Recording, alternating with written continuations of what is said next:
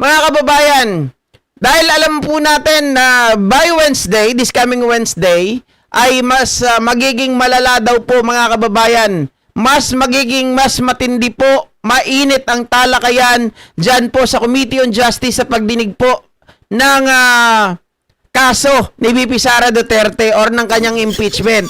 Mga kababayan, bakit kanyo? Yung dummy account, mga kababayan, ni Sara Duterte, umamin pala ito. Umamin pala ito, kaya pala ngayon, takot na takot. Mga ka-GPnatics. Mamaya ko ipapakita po sa inyo yung video ng kanyang pag-amin. Ano? Na meron talagang mga dummy account. Kasi ngayon, sa Wednesday po, syempre, inimbitahan mga kababayan si dating Senador Antonio Trillanes na kung saan siya po ang nakakaalam mga kababayan ng mga transaksyon ng mga Duterte. 'Di ba? Alam niya po yung mga joint accounts ng mga ito at nasabi na po yan sa ibang mga pagdinig. Maging yung BPI account ni Sara Duterte na pinadalan po ng pera na pumapasok. Tama po mga kababayan? Oh, ayon naman po kay Attorney Bueno, mga ka-GPnatics, itong dummy account ni BP Sara Duterte. Kasi sinasabi nila, wala daw ganon. Sinasabi nila mga kababayan, sinungaling si Madriaga. Walang kayang patunayan yan. Hindi totoo yung kanyang mga pinagsasabi. Pero, nagtataka tayo, bakit kahit yung asawa niya, mga ka-GPnatics na si Man Scarpio, ay lumapit po sa Quezon City RTC na kung saan pinapatigil po nito ang pagsabpina ng House of Representatives doon sa mga bankrek, tawag dito, sa mga SALENS at kung ano-ano pa. 'Di ba? Yung mga BIR document at kung ano-ano pa. Oh. Tapos wala daw tinatago, mga kababayan. Kung walang tinatago, bakit ganun ang reaksyon? Laging kabaliktaran po ng kanilang mga ginagawa, mga ka-GPnatics. Yan po yung talagang napapansin natin, ano? Kasi nga dito, ayon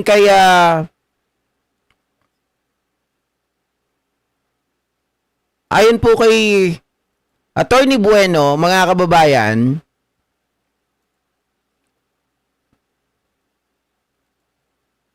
delay sabi niya, kapag ang pera dumaan sa dummy accounts, hindi nito tinatago ang katotohanan.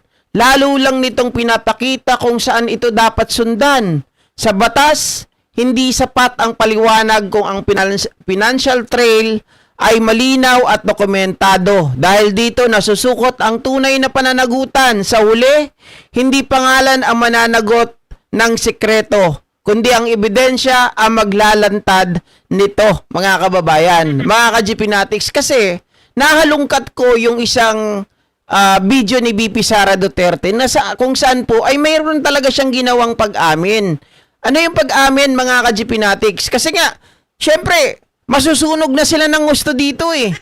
Di ba? Siya mismo ang nagsabi rito, mga ka-GPnatics, sa statement na ito. Wait lang Tanggalin natin yung ibang mga ano at talagang bumabagal. O, ito. Sabi niya po sa video na ito, even nung mga sinasabi nilang transaction, meron akong accounting nung mga sinasabi nilang transactions, tinanong ko din yan sa bank. Bank accounts, madami yan noong, was it 2016 na nilabas? Oo. Hanggang ngayon, may file ako niyan kasi nung lumabas yan, bagal no? Nag-ano siya naglo-loading.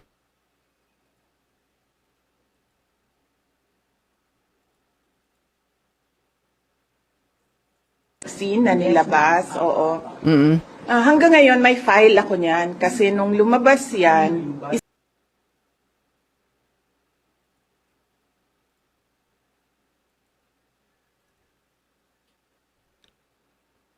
internet to guys kaya nakakainis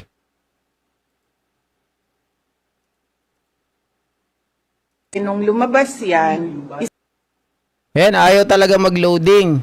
Pero inamin niya dyan na meron siyang mga records, mga kababayan. Pinuntahan niya daw po yung mga bank account na yan, kung saan saang branch, mga ka-GPnatics. Tapos, si Sara Duterte mismo ang nagsabi, inamin daw ng mga bangko na hindi rin daw nila alam yung mga bank account ni BP Sara Duterte. Di ba? Ang pinagtataka ko dito, imposibleng ang bangko ay hindi nila alam. Ito, paparinig ko Dito kompleto. Meron akong accounting even nung mga sinasabi nilang transactions, tinanong ko din yan sa bank. Bank accounts, madami yan ba? Noong, was it 2016 na nilabas? Oo. Hanggang ngayon, may file ako niyan kasi nung lumabas yan, isa-isa ko pinuntahan lahat ng bangko. At tinanong ko sila isa-isa sa mga nakapangalan sa akin at yung mga accounts. Meron talagang mga accounts doon na hindi alam ng bangko, hindi ko rin alam, pero nandoon siya sa listahan. So, tinatanong ko yung bangko, bakit may ganito? Sabi nila, baka non-existent talaga yan na mga account. So, meron akong accounting Sabi niya gano'n, mga kababayan, pinuntahan daw niya yung bangko. Tapos pinuntahan niya lahat ng mga branches at pinakita ng bangko meron daw talagang listahan. Kaya lang nagtataka daw yung bangko, mga kababayan, hindi rin doon nila malaman kung totoo daw yon. Tapos sinabi raw sa kanya, non-existing naman yung mga yan. Paanong naging non-existing, mga kababayan, ang isang bagay na nandun sa listahan? Di ba? Kung nasa listahan po, ibig sabihin nag-i-exist. Kung nasa listahan, ibig sabihin, mga ka-GPnatics, buhay. Di ba? Buhay yung bank account. Kaya lang, dami account. Dami account yun, mga ka-GPnatics. Merong mga pumapasok, merong mga dumadaan na mga pera. Sa makatuwid, mga ka-GPnatics, napaka-imposible yung palusot ni Sara Duterte dito na wala siyang alam doon. Kasi ang bangko, napaka-imposible po na mag-open ka ng account, mga ka-GPnatics, na wala yung mga credentials mo, na wala yung mga ID mo, at wala yung personality ng may-ari ng account. Napaka-imposible po noon, mga kababayan. Pwede lang yan mangyari kung halimbawa, ikaw po ay ay pumirma, katulad kami ng mga empleyado. Nung kami po ay nagtatrabaho pa sa mga kumpanya, nung nasa call center kami, mga kababayan, may pinipirmahan kami doon. 'Di ba? Form. Tapos yung form na yon, mga ka-GPnatics, syempre, kasama na yung ID namin doon at yung mga requirements. Tapos yung pagpirma na sila ay pwede na mag-open ng account na yon for payroll. 'Di ba? Pwede mag-open ng account for payroll para sa amin. So magkakaroon ng mga bank account ngayon, mga kababayan. Kaya lang, ito ay talagang para sa payroll lang na magagamit, mga ka-GPnatics. Actually, pwede mo rin gamitin yon kasi yung sa akin hanggang ngayon ginagamit ko pa rin. No? Although wala na ako sa company, ginagamit ko pa rin yung bank account na yon. Kay BP Sara Duterte, hindi pwede, mga ka-GPnatics, na mangyari yung magkaroon ka ng multiple accounts tapos sasabihin mo, non-existing. Kung ito ay nasa listahan, hindi sasabihin niya ng bangko na ito ay mga non-existing. Di ba, mga kababayan? Kung nakikita doon sa system, uy, nandito, may bank account ka dito, may transaction. May pumapasok na pera. Mga kababayan, ang problema nila, hindi nila kayang linisin yon. Nasa system na yun eh. So gagawa sila ngayon ng dahilan at sasabihin, yung mga yon ay mga dummy accounts, mga ka-GPnatics, na yun ay hindi talaga sa kanila. Paano nila mapapatunayan ngayon yan? Na hindi sa kanila yun. Napakahirap atang sabihin na pangalan mo yung bank account, credentials mo, yung ginawa o yung ginamit doon para magkaroon ka ng bank account na yun, tapos sasabihin mo, hindi yan sa'yo. Diba? Oh.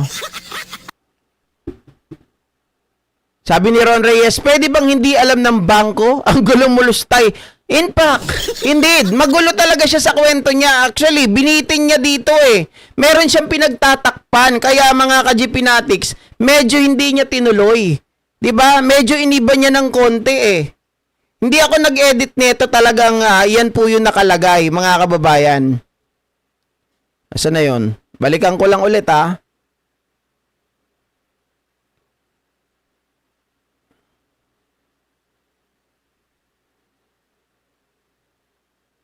Nawala na naman. Ano ba yan? Kapag ako naghahanap, nawawala. Ito. Meron akong accounting, even nung mga sinasabi nilang transactions, tinanong ko din yan sa bank. Bank accounts, madami yan eh, noong, was it 2016 na nilabas? Oo. Hanggang ngayon, may file ako niyan kasi nung lumabas yan, isa-isa ko pinuntahan lahat ng bangko. At tinanong ko sila isa-isa sa mga nakapangalan sa akin at yung mga accounts. Meron talagang mga accounts doon na hindi alam ng bangko, hindi ko rin alam, pero nandoon siya sa listahan. So, tinatanong ko yung bangko, bakit may ganito? Sabi nila, baka Oh, sabi niya gano'n, meron talaga doon sa mga listahan. Pero sabi ng bangko, hindi raw nila alam yun. Ano yun? Mga kababayan, bakit bangko ang tatanungin mo? Alam mo yung bangko, tanggap lang tanggap yan. Kumbaga mga kababayan, ang gusto lang niyan, sila parang ministerial duty lang eh. Mas gusto ka nila yung mag-open ka na mag-open ng account eh.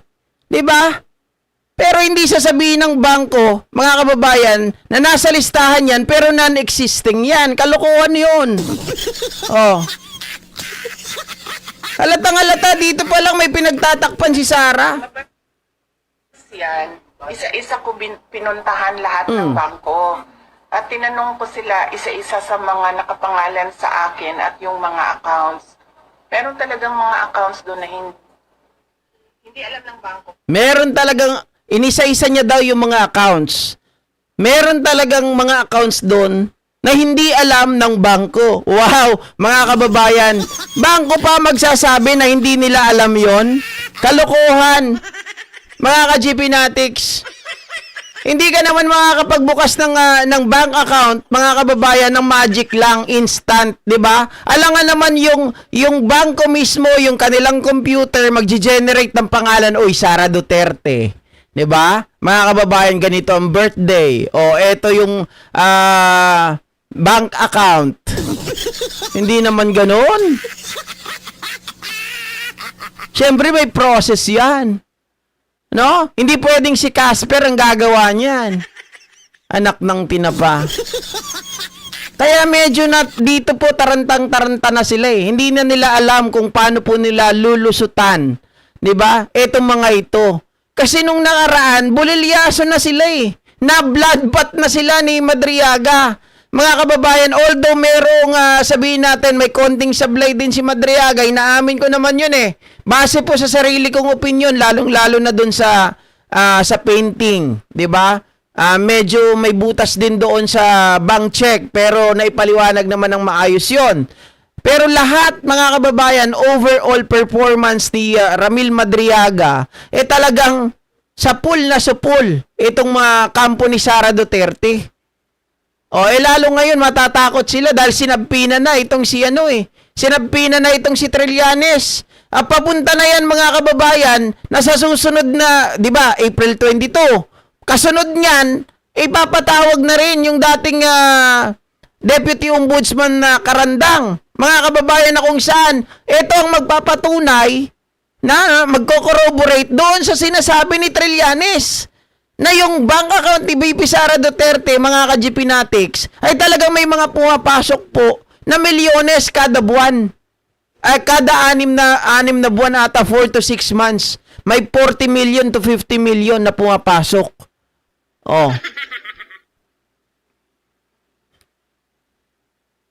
Sabi ni Doc, stupid reasoning ang sinasabi ni Sara at ano to? Kung mababa IQ ni Sarah, di niya alam paano lulusot. Hindi niya talaga malusutan yan, Dok.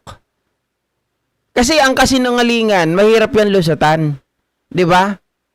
Kahit nga sobrang talino, kapag krimen ang ginawa mo, mga kababayan, lalabas at lalabas ang katotohanan eh.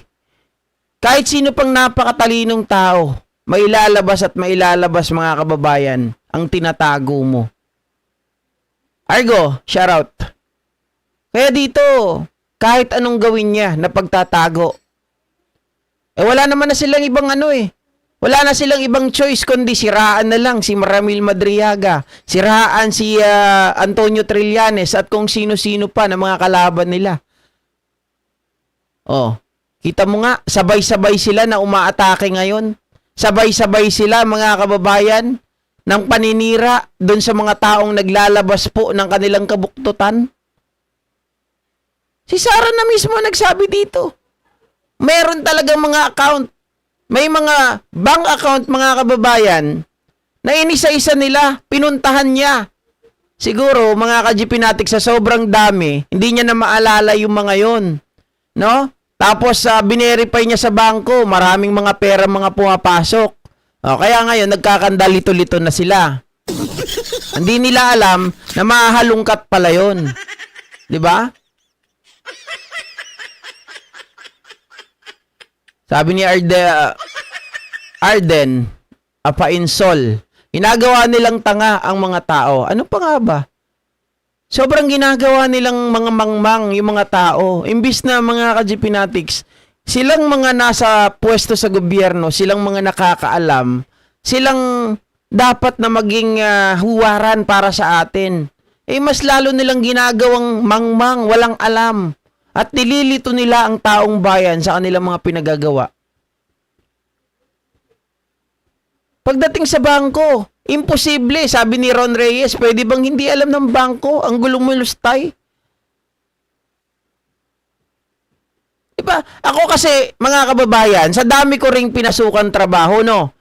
Nagtataka ako, nung nag-open ako ng app sa aking cellphone, may mga lumalabas doon ng mga iba pang bank records.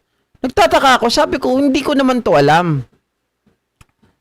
Ngayon, di pumunta ako sa bangko. Bangko mismo, pinuntahan ko. Kasi nga, pangalan ko yung nakasulat doon eh. Pangalan ko talaga. Mga 4 o 3, mga kababayan. Panglima yung hawak-hawak ko na matagal na.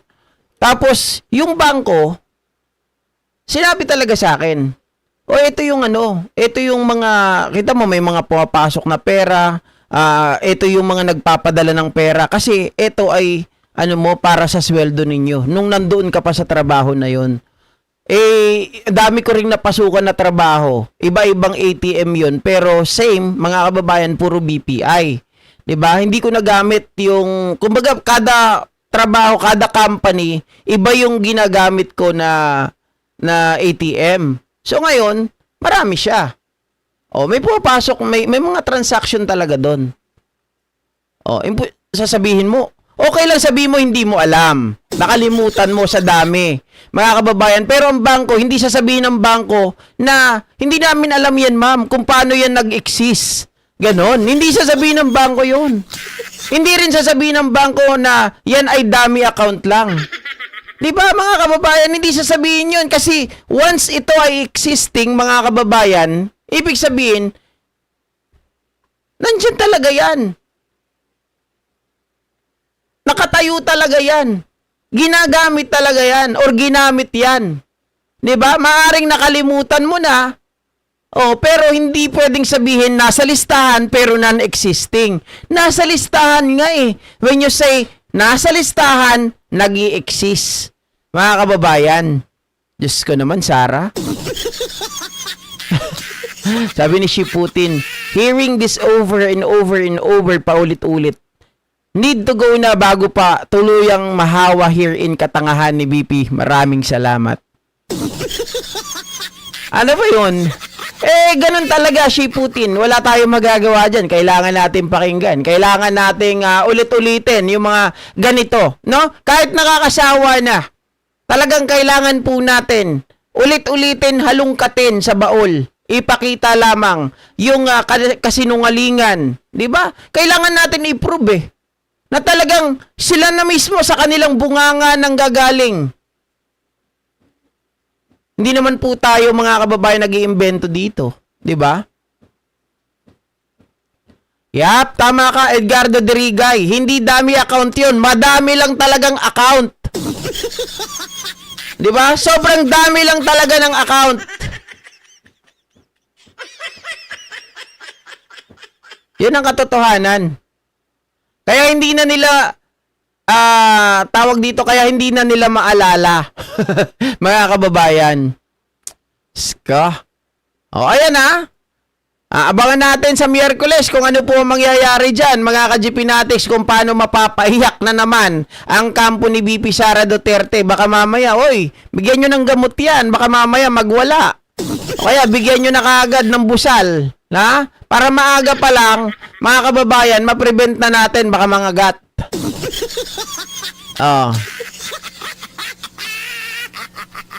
Host, ano po yung explanation sa cashier's check payable kay Madriaga yung April 2023 yung date? Okay. So, actually, hindi ko masyadong inaral to, Argo, no? Pero, ganito lang kasimple ang isasagot ko dyan. Kasi may nagtanong, DDS. Okay? Kagaya mo rin, Argo. Sabi nila, di ba 2023 yan? Di ba panahon pa yan panahon na yan ni Bangag? Panahon na yan ni Marcos Jr.? Okay, simple lang, mga kababayan. Ano ba sabi ni Madriaga? Sabi ni Madriaga, mga kababayan, ay bago mag-2025 or 2025, kailangan maalis na nila si Pangulong Bongbong Marcos. Hindi naman ibig sabihin, mga kababayan, na wala na si Digong Duterte, ay wala na silang transaction. Ano, tanga? Uy, gamitin ng utak, wag ang uten. Kasimple-simpleng bagay. Di ba? Yang ano na yan, kung gusto mo pang mabigyan ka ng mas matinding explanation tungkol sa bagay na yan, Argo, puntahan mo si JDB, di ba nanonood ka rin doon? May explanation sa dyan. Pero yung sa akin, mga kababayan, ang masasabi ko, na ito ay patibong lang talaga yung manager's check na yan kay Madriaga. At hindi niya po sinabi, mga kababayan, na yan po ay kanyang inilabas or winidraw. Ang ginawa niya dyan dahil tinanggihan niya, mga kababayan, merong isang babae na tinawagan para mag-withdraw ng pera na yan. Okay? Pero yung 2023 na date na alam ko ini-emphasize nyo si Pangulong Bongbong Marcos ng Pangulo niyan, madali lang kayong i-debunk. Ang paglaban ba, mga kababayan, or sabihin natin, kapag nakaupo na, or iba na yung nakaupo, hindi na si Duterte yung nakaupo niyan, hindi na siya pwede mag-utos, at hindi na siya pwede na kumilos laban sa sitting president? Di ba? Doon na lang puntahan mo Ano ba yung target year nila? 2025. So therefore, mga kababayan, in order for them na talagang nakasunod pa rin sila sa plano, 'di ba? Kaya may mga ganito, may mga follow-up, wala na ba kayong pondo? 'Di ba? O kailangan niyo ng ganito. Kailangan ilabas mo 'to.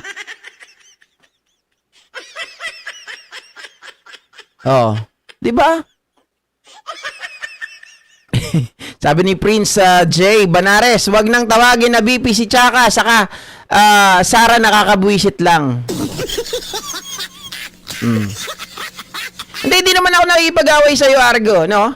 Hindi naman ako nakikipag-away sa'yo. Tinanong mo lang yon, di ba? Bilang isang kaibigan mo, Brad, na alam ko naman sumusuporta ka sa akin. Noon pa lang, 7,000 pa lang ang followers natin, ang subscriber natin. Nandito ka na. Di ba? At saka alam ko hindi ka naman bastos. Yun talaga. Kasi yun ang sinasabi sa akin ng mga DDS Alam ko naman may butas talaga doon sa manager's check na yon. Pero nasagot na yan ang ibang mga vlogger. Hindi ko lang pinatulan yan. Di ba? Pero ang pinakabutas talaga na nakita ko na nagkamali talaga si Ramil Madriaga, eto lang sasabihin ko. Yung tungkol doon sa painting. Kasi ang tinuturo ni Madriaga, 'di ba, inilagay diyan sa picture sa monitor ng House of Representative. Tinuro niya na sa kanya daw yung painting. Yung painting na tinuturo sa likod ni BP Sara Duterte, naka-ponytail 'yon. Okay, naka-ponytail. Tapos hindi pala 'yun yung ibinigay ni Ramil. So butas 'yon para sa akin. Pero okay lang, walang problema. Kasi maliit lang 'yun eh.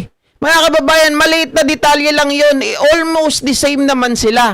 At saka, ganito pa yan, mga kababayan, si Ramil Madriaga, maaaring hindi niya napansin yon kasi at that time, si Ramil Madriaga sa kanyang kulungan, madilim. 'Di ba? Madilim sa kanyang kulungan, wala halos ilaw. So, ang tao kapag ikaw po ay inilagay sa liwanag, maninibago ka. Pag lalong-lalo na kapag matagal ka naglalagi sa dilim. Maninibago ka talaga. At sa mata mo laging nakaganyan, no? Para makikita mo. 'Di ba?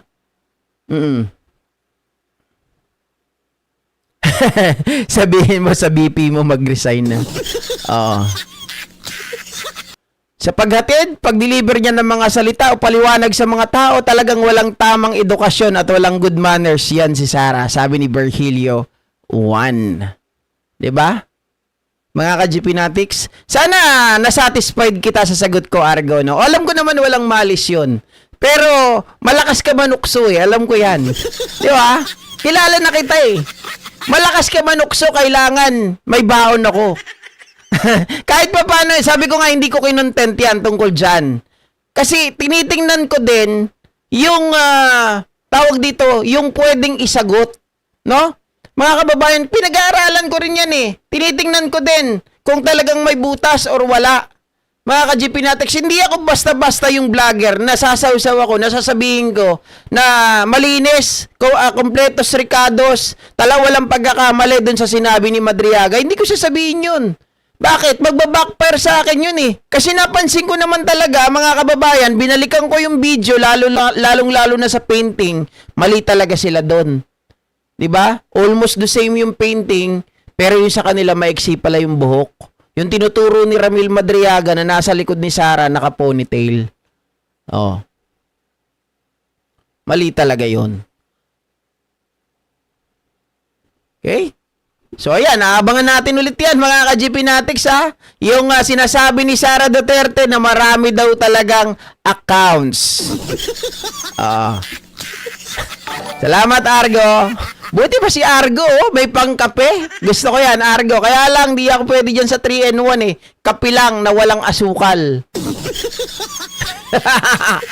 Di ka pa ba natatawan Mr. Argo? Baka madamay ka sa karma nila. Ikaw din. Alam nyo guys, si Argo, kahit ganyan yan, hindi yan katulad ng ibang DDS. Okay? Mabait yan si Argo. Hindi yan bastos, hindi yan nagmumura, mapang-asar lang talaga yan. Di ba nga, nilalagyan ko pa nga yan ng jacket dito eh, kaya lang ngayon wala talagang lahat jacket. Maayos yan si Argo guys. Hindi yan makikipagbardagulan sa inyo na mumurahin kayo niyan, pagsasalitaan kayo na hindi maganda, hindi ganun kagaya ng DDS si Argo. Maayos po siya. Pinagtatanggol ko si Argo, naiinis kayo dyan, alam nyo DDS yan eh. Pero hindi siya yung, di ba, alam nyo naman dito sa channel ko, ang pinapalayas ko dito, tawag dito, ang tina-time out natin dito, yung nagmumura, yung nagpa-flood, di ba? Pero si Argo hindi kagaya, hindi po siya DDS na walang hiya. Oh. Si Sir Nyak ba itong si Argo, sabi ni SN Channel? Hindi. Magkaiba po. Di ba? Si Argo okay yan guys. Talagang, ano yan eh, kapag yan magko-comment, no, talagang kailangan ready ka. Malakas mang asar yan eh. Di ba? Napapansin nyo, kahit siya DDS, mga kababayan, lagi po kay Enzo Recto. Sino pa ba? Kay JDB, nandun yan. Sa akin. Di ba? Oh, maayos yan. Mon Vitor, shoutout. Basta ako may pagmamalaki ko yan si Argo. Ano? Kaibigan yan mga kababayan, hindi po din natin tinitingnan dito kung sila ay DDS, no? Kasi may mga DDS na nanonood dito na ano natin, nako-convert natin eh. Malay nyo si Argo pagdating ng panahon, ano na pala yan, pro admin na. 'Di ba? Oh. Si Argo, manggagalit yan ng vlogger ni PBBM, kilalang kilala yan. Totoo naman, mga kababayan, malakas mang asar yan. Pero hindi po nagmumura yan. 'Di ba? Yun lang. GP, may DDS bang matino? Si Argo 'yon. Si Argo 'yon. Kasi ano bang sukatan nyo sa matino? Ako ang sukatan ko sa matino, guys. Ano lang sasabihin ko lang, normal po sa atin na magkaiba po tayo ng opinion, 'di ba? We are totally different animal. Magkakaiba tayo ng pag-unawa, magkakaiba tayo ng pagkaintindi. Pero ang salitang matino sa akin ay yung meron kang respeto sa kapwa mo, hindi ka nang babalahura, hindi ka nagmumura, 'di ba? Hindi mo kin-curse.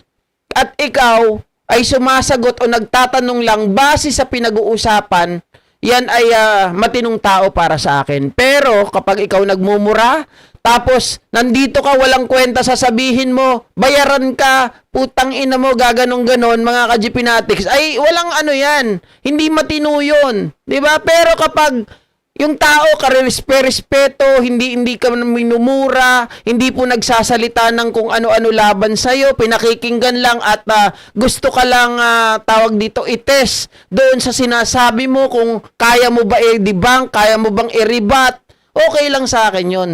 That's totally perfect, di ba? Oh.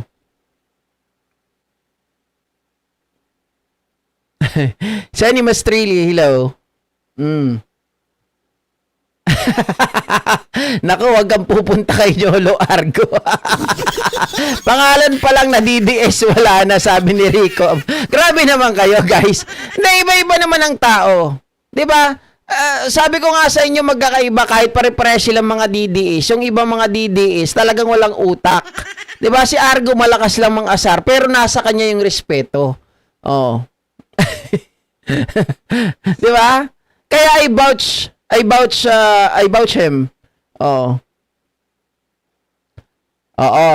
Most of them, they don't know how to respect people. But Argo is totally different. Kumikita lang din yan sa comment ng mga PBBM walang sariling content. Si Argo, di naman yan mga kababayan, hindi naman yan vlogger. Di ba Ma'am Evangeline Dillon, hindi naman vlogger yan si Argo. Oh. Sabi ni Ma'am Marisa Sunukawa, si Argo, hindi katulad ng ibang DDS. Totoo naman eh. Guys, eto na lang sabihin ko sa inyo. Bakit ko binibigyan ng jacket si Argo kung wala akong tiwala sa kanya, kung bastos siya? Kasi, kung binibigyan ko siya ng jacket, mga kababayan, ibig sabihin nun, pinagkakatiwalaan ko siya na sipain kung sino man yung gusto niyang sipain dito. 'Di ba? Lahat na may mga jacket noon, pag binibigyan ko, may karapatan kayo na i-time out yung tao, burahin yung kanyang comment, 'di ba? Pwede niyang kahit sino, kahit kayo, pwede niya kayong burahin eh. Kahit kayo, pwede niya kayong tanggalin dito eh. Ganon, mga ka-GPnatics. Pero hindi ginagawa ni Argo yun. Ay, hindi. Sa totoo lang, meron pa nga dito mga kapwa natin na pro-admin. Sila mismo nagtatanggalan. O si Argo, tinitingnan ko yung history ni Argo, kahit sino, nung binigyan ko siya ng jacket, wala naman po siyang binura sa inyo. Kahit comment, wala siyang binubura. Yung iba meron. Di ba? Ay, nako po. Mga kababayan. Hay. Okay? So, ayan mga kababayan, round 2 tayo mamaya. Kita-kita ulit tayo. Maraming salamat. Magandang gabi. Tama yan, Argo.